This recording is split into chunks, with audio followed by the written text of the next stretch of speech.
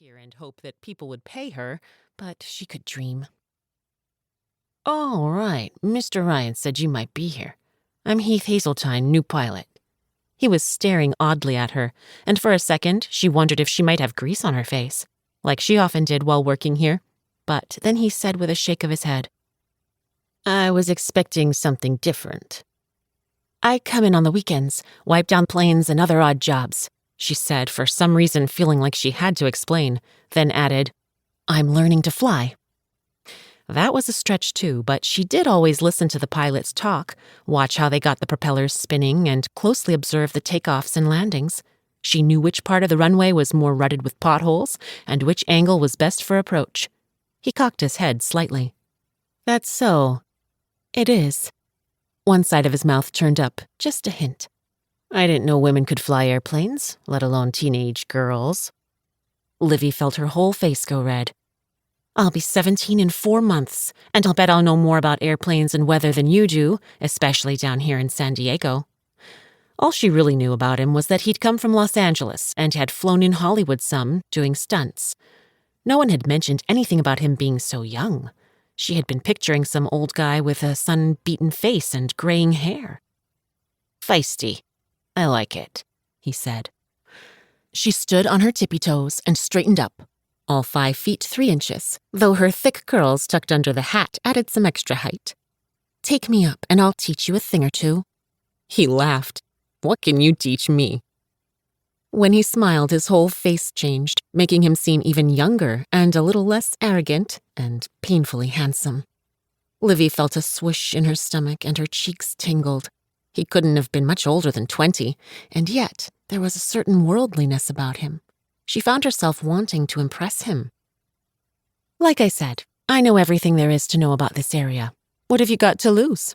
she said. He looked at his watch. "My new job, for one. And I have another tour in 20 minutes, so even if I wanted to, I couldn't. Want to help me patch that big pothole in the runway?" None of the other pilots ever offered to fill the potholes. They always figured someone else would do it. The mud stuck to everything and gave off a rank odor, and a lot of them saw it as beneath them. "How about I go fill those holes for you, and you take me up after your tour?" she said. She thought he was going to refuse her, like Mr. Ryan always did, but instead he nodded and said, "You're on." Disbelief flooded through her. "Really?" "Really. Now get out of there before my next customer arrives." But the passengers never showed up, most likely on account of the weather, and the books were empty after that. Heath helped Livy up onto the wing with a big, rough hand and a rock-solid arm. He moved like a man who was extremely comfortable in his own skin, as though the world rotated on his time. Livy decided that he was the perfect man for the job. You wanted your first time up to be memorable, but also to be survivable. Confidence was an asset. "Sure you want to do this? Those clouds look formidable," he said. Livy had noticed the band of charcoal clouds at sea, heralding the foul weather moving up from Mexico. A sudden chill came over her, and she tried to blot out the memory that always accompanied storms blowing in. The dark thing that would always be with her, always haunt the recesses of her mind. Blinding salt spray, cold waves smashing over the bow and washing everything from the deck, the sound of her name being stolen by the whipping wind. "Olivia!" The last moments of his chafed hand holding on to hers. Her heart began to squeeze in on itself, but she willed the thoughts away. This storm was likely to be a bad one, but hell if she was going to blow her only chance to fly. Timed right, they'd be able to outrun it. "Positive. From the looks of it, we have about 37 minutes before that front hits here. Just head north along the coast, and we should be back in time." She climbed into her seat, and he leaned in and tightened the belt on her waist.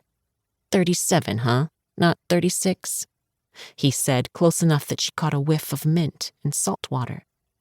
When he pulled away, their eyes met, chocolate brown with flecks of fire. Her first instinct was to look away, but instead, she held his gaze.